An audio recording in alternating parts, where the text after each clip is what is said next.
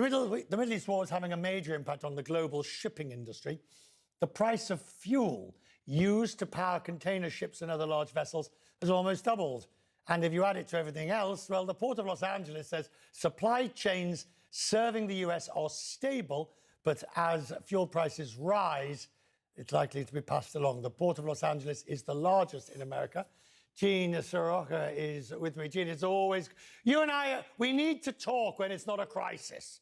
Let's agree that at the beginning, because we're always talking when it is a crisis, but this is a real one, isn't it? Do you fear, you see, you're not going to have a fuel shortage because there's enough fuel in the United States, but you are seeing the effects of the supply chain issues because of it.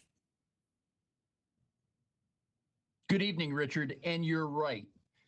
What we're seeing right now from the shipping industry is that they're taking alternate routes, trying to fill up their vessels with that all-important ship fuel, which has more than doubled in price over the last 3 weeks. And from our standpoint here, while fuel is available and we're catering to all the ships that come in, we're going to start to see some knock-on effects in the supply chain as well, where ports will start to get filled up with that cargo that normally goes out to the Middle East because all services have ceased. Now, Maersk, the CEO of Maersk said to me on this program, as you see, that we may get to a situation where they have to tanker fuel between ports, as you were suggesting, because some ports simply will not have enough. Others will have some. Can you see that happening? Is it going to be as bad as that, do you think? Well, Vincent knows his business very well. Vincent Clark from Maersk, our friend and CEO. What we're seeing right now is that there are so many options on the table that companies are evaluating. How much longer will this war go on? And if so, what are we going to do about our routes, our shipping lanes, and where we fuel our vessels? But front of mind, compared to everything else right now, Richard, is the health and safety of the ship crews that are stopped because of this war in Iran right now. You've got a number of ships inside the Arabian Gulf and many more outside that haven't transited yet. These ships are in a holding pattern.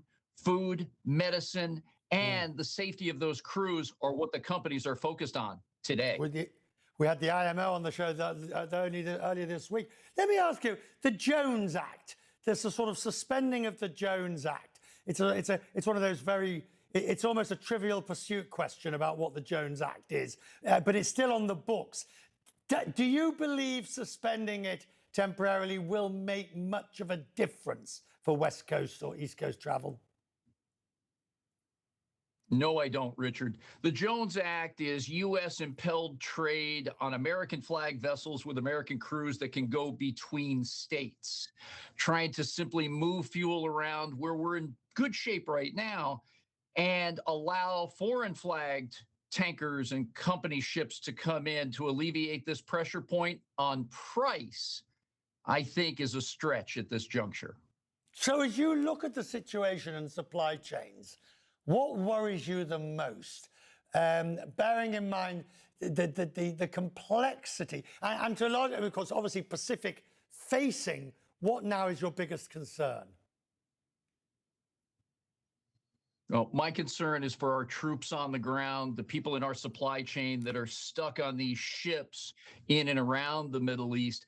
But again, it's these next few days which will tell a real story here, I think, Richard, and that is, what are the impacts that maybe we just don't see yet? Congestion at other ports, manufacturing floor space taken up because our Middle East colleagues are not buying. That consuming public looks a lot like America. They buy shoes and furniture, apparel and electronics similar to what we do. That has all stopped. And from there, with about 10% of world trade going in and out of the Middle East, Arabian Gulf, Red Sea, and East Africa, it's taking 99% of the attention from supply chain experts and company leadership to try to figure out what avenues will be available to them and how they can reroute all this cargo, ship, and crew talent during this unfortunate time in our history. The IEA has basically said everybody should do their own little bits. Turn down thermostats, drive slower, it's all got overtones of sort of wartime measures, which of course it is it is actually in a sense. But as you sum it up beautifully, Gene, when you say it just depends how long this lasts. And that is, when Jerome Powell uses the word uncertain 7 times in his news conference, that sums up the situation, doesn't it? It really does, Richard. And here's the added layer now. There's been so much to worry about: unique trade policy, tariffs, Supreme Court decisions, an economy that has been relatively soft with lower hiring of new jobs. Open jobs are only at about 6 million, and lack of capital investment due to the uncertainty on the policy side. Now we have this with additional rising prices and a market that's really important to so many of us for various reasons, from energy to consumers to exports of aluminum and fertilizer. Leadership in companies today have a very short planning horizon that's gotten even shorter over the last 3 weeks in trying to make decisions. Everyone at the family level is watching their budget closely. Here in California, I saw $7 per gallon gasoline on the west side of Los Angeles last night. Just unbelievable circumstances now that are putting pressure on American families and families around the world. I'm so grateful for you taking time in your busy day. And as I say, I do promise you, we need to come and visit you and talk when it's not a crisis. Gene, have a good weekend. Thank you, sir, for your time tonight. Thank you.